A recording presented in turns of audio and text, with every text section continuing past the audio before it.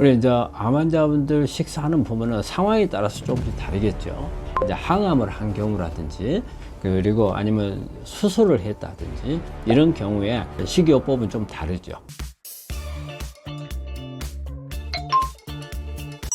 암 환자 하루 식사 얼마나 먹어야 할까요? 우리 이제 암 환자분들 식사하는 보면은 상황에 따라서 조금씩 다르겠죠. 이제 우리가 일반적인 이제 암 환자들 식사하는 것도 뭐 그게 뭐 암 환자만의 특별하게 그런 부분들은 아니죠. 하지만 이제 특별한 케이스라 하면은 이제 항암을 한 경우라든지 그리고 아니면 수술을 했다든지 이런 경우에 식이요법은 좀 다르죠. 특히 이제 위암 같은 경우는 뭐 한 6차례 이상으로 이렇게 나눠서 먹어야 되고, 또 항암하는 경우는 식사를 하기 거부가니까 뭐 유동식이라든지 부드러운 음식이라든지 그 다음에 한꺼번에 다 못 먹으면 몇 차례 나눠서 먹고 이런 부분들이 거고. 근데 이제 일반적으로는 우리가 하루에 일반 사람들하고 같다고 봐야 돼요. 단지 뭐냐면 암 세포에 어떤 영향을 줄 것인가. 암을 가지고 있지 않는 사람은 이제 뭐예요? 양을 가지고 따지고 어떤 것을 중심으로 할 것인가, 이제 이런 부분들인데, 식사 타임으로 이야기를 한다면 우리 암 환자들이 하는 방법들 중에 보면 간헐적 단식이란 말이 있고요. 그 다음에 완전 단식이 있고, 또 식이 제한식이라는 게 있어요. 그리고 우리가 이제 정상적으로 일반적으로 먹는 식사 방법이 있고요. 그러면 일단은 이렇게 몇 가지 시간 타임을 조절해서 단식을 유도하는 방법에 대해서 설명을 좀 드리면은, 우리 같이 요즘에 많이 언론에서 나오게 간헐적 단식이죠. 간헐적 단식은 여러분들이 좀 잘 오해하고 있는 부분이 있어요. 간헐적 단식은 일상생활에서 꾸준히 하는 방식이 아닙니다. 일정 기간, 일정한 패턴으로 하는 겁니다. 그래서 뭐 그 말이 뭐냐면요, 날마다 그렇게 먹으라는 의미가 아니라는 겁니다. 예를 들어서 일주일이면 일주일, 2주면 2주일 정도를 16시간을 굶는 방식이에요. 그러니까 8시간 내에 음식을, 하루에 필요한 음식을 다 먹고 나머지 16시간을 굶는 효과를 보기 위해서, 단식 효과를 보기 위해서 하는 거예요. 그래서 보통은 뭐 일주일간 단식하는 방법, 2주간 단식하는 방법, 그 다음에는 다시 내 원식사대로 돌아가는 거고, 또 꾸준히 하려고 하는 분들은 보면 일주일에 하루 내지 이틀간 이 방식을 쓰고, 또 다음 주에 또 정상으로 하다가 또 마찬가지로 하루 이틀 이런 방식으로 꾸준히 하는 방법도 있어요. 그래서 간헐적 단식은 장기적으로 하는 방식은 아니라는 것을 말씀을 드리고요. 그러면 식이 제한 식사법이 있거든요. 이거는 뭐냐면 보통 12시간에서 14시간, 또 길게는 16시간까지 할 수 있는 분들은, 이거는 이제 계속 일상생활을 그런 패턴으로 가기 위한 방법이에요. 단지 뭐냐면 짧지 마. 12시간에서 14시간을 굶음으로써 또 마찬가지의 약간의 단식 효과를 보겠다는 거죠. 그럼 왜 이 단식 효과를 꼭 보려고 하는가? 우리가 단식이 되면 일단 어때요? 우리 혈중 농도, 혈당 농도가 떨어지겠죠. 그때는 어때요? 우리 혈당 농도가 떨어지니까 암세포가 가져갈 수 있는 영양분이 적죠. 그리고 또 우리 몸 안에 있는 지방이라든지 이런 데 쌓여있는 노폐물들을 끌어낼 수 있는 기회거든요. 많이 몸 안에 포도당이 안 들어오니까, 일단 이때는 에너지를 써야 되는데 포도당이 안 들어왔으니까 내 몸에 있는 지방을 끄집어내서 쓰는 거죠. 이 지방을 끄집어낼 때 우리 이 지방은 우리 몸에서는 어떻게 보면 우리 몸의 창고 역할을 해요. 그러면 뭐 좋은 것도 넣어놓겠지만 우리가 우리 몸에 있으면은 우리 몸에 해를 끼칠 수 있는 것은 다 지방에다 넣어놓거든요. 그러면 지방이 흘러나오면서 이런 부분들도 제거가 되는 거죠. 그래서 해독 효과를 또 같이 볼 수가 있어요. 그래서 단식은 그렇게 포도당을 줄여서 암을 억제하는 효과와 또 이제 우리가 해독하는 그런 역할을 많이 효과를 얻을 수가 있기 때문에 단식을 하는 거고. 그래서 이제 우리가 일반적으로는 식이 제한 식단이나 간헐적 단식 이걸 많이 쓰는데, 우리 환자분들 옛날에, 요즘에 참 그런 병을 안 해요. 그런데 옛날 완전 단식을 하는 경우가 있어요.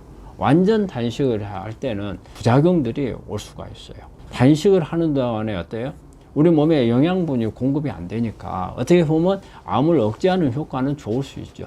암세포를 뭐 굶겨라 이런 게 있잖아요.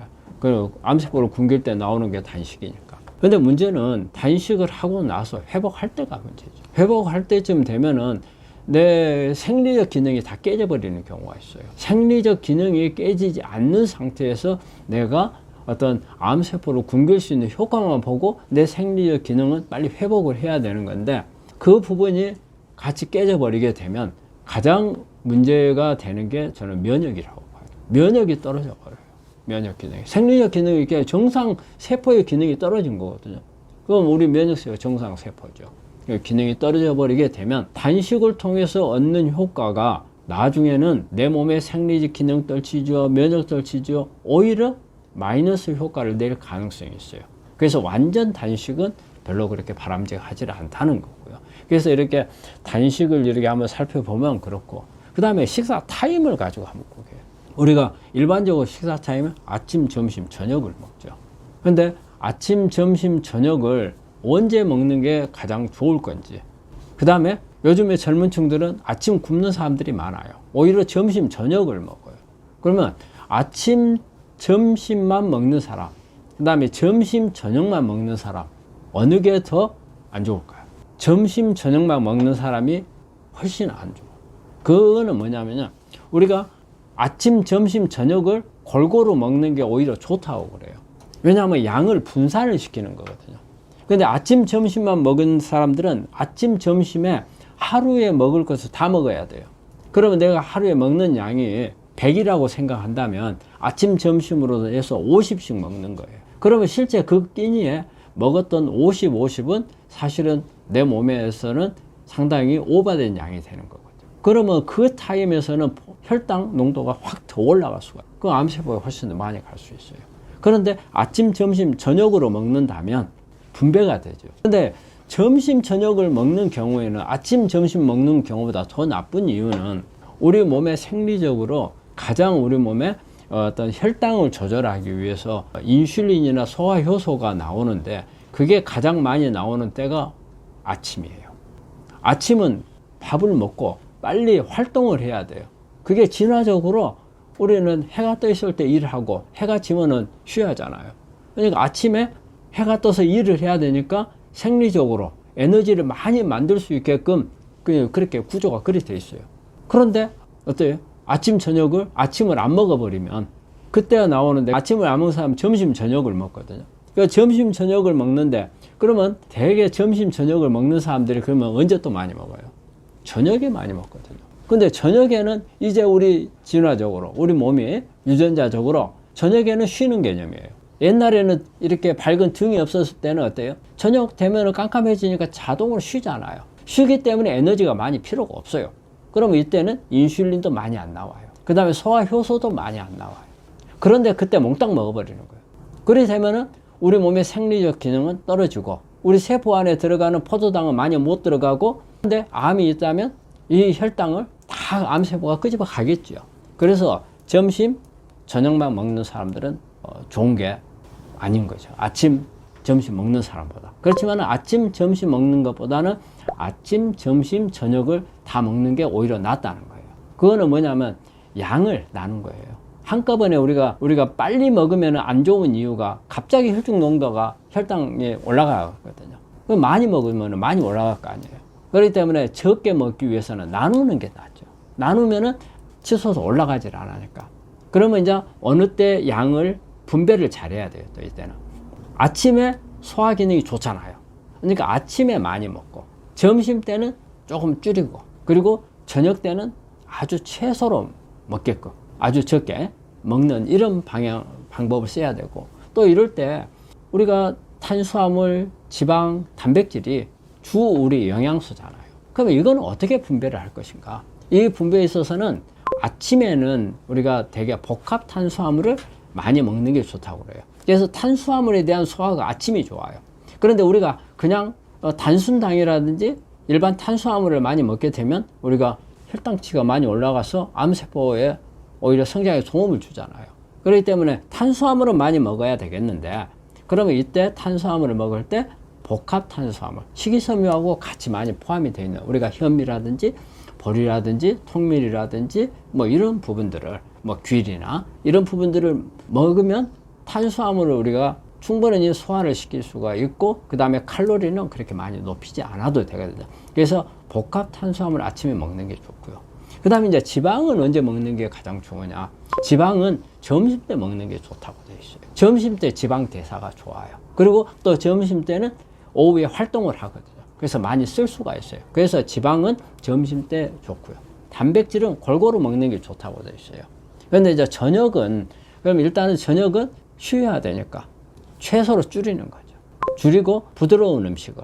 그래서 거칠거나 이렇게 소화가 잘 안 되는 것을 했을 경우에는 저녁에 내 잠을 잘 때까지 나를 괴롭혀요. 효과를 많이 내지도 못하면서 오히려 안 좋은 그런 상황이 되는 거죠. 우리가 저녁을 먹는 시간을 또 잘 생각을 해봐야 돼요. 저녁 먹는 시간을 언제 하는 게 좋은가? 일반적으로 수면하고 관련을 해서 식사 시간을 하는데 내가 자는 시간으로부터 4시간 전까지 식사를 끝내야 된다는 겁니다.